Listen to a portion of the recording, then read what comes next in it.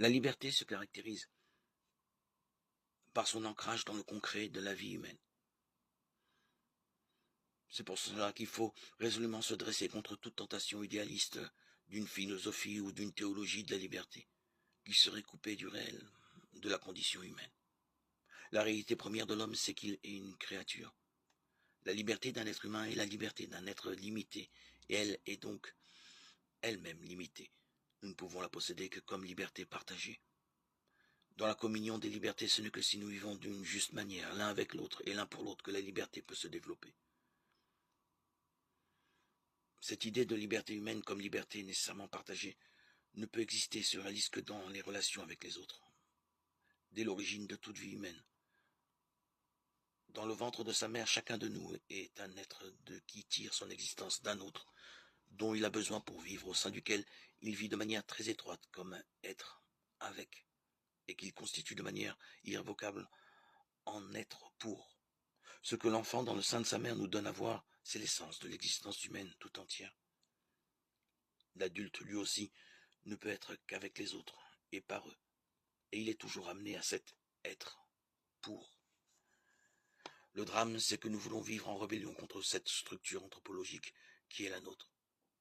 L'homme contemporain désire devenir enfin comme un dieu, ne dépendre de rien ni de personne, n'être plus limité dans sa liberté par celle d'un autre.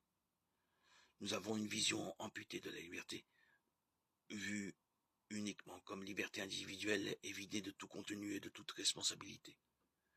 Une telle conception de la liberté repose sur une erreur théologique. Un Dieu ainsi conçu n'est pas un Dieu, mais une idole, l'image de ce que la tradition chrétienne appellerait le diable, l'anti-Dieu, parce que c'est précisément là le contraire absolu du Dieu véritable. Le Dieu véritable est par essence tout entier être pour, être de et être avec. Père, Fils et Saint-Esprit. Et l'homme est à l'image de Dieu, précisément ce que ces deux, pour et avec, forment la structure anthropologique fondamentale. Là où on essaie de se libérer d'elle, on ne se dirige pas vers la divinité, mais vers la déshumanisation. Ainsi, la liberté humaine, limitée parce que créée, trouve sa vraie mesure en Dieu, tel qu'il s'est révélé dans la vie, la mort et la résurrection de Jésus, dans cette proexistence du Fils incarné. Pour devenir réellement libre, l'homme doit d'abord apprendre à accepter sa finitude.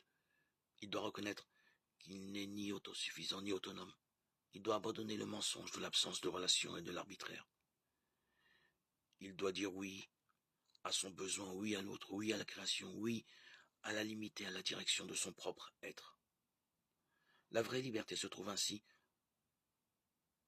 dans la correspondance sereine à notre nature humaine, dans le fait de vivre selon notre nature. Et donc libre celui qui est devenu un avec son être, un avec la vérité elle-même.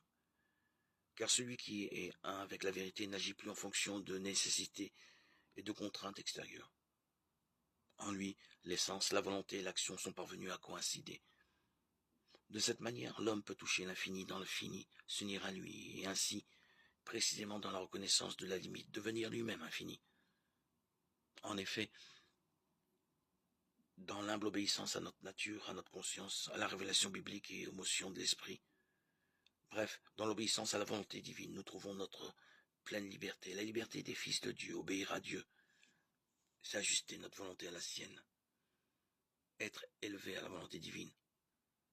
En vérité, l'obéissance à Dieu, c'est-à-dire la conformité et la vérité de notre être, est la vraie liberté, parce que c'est la divinisation.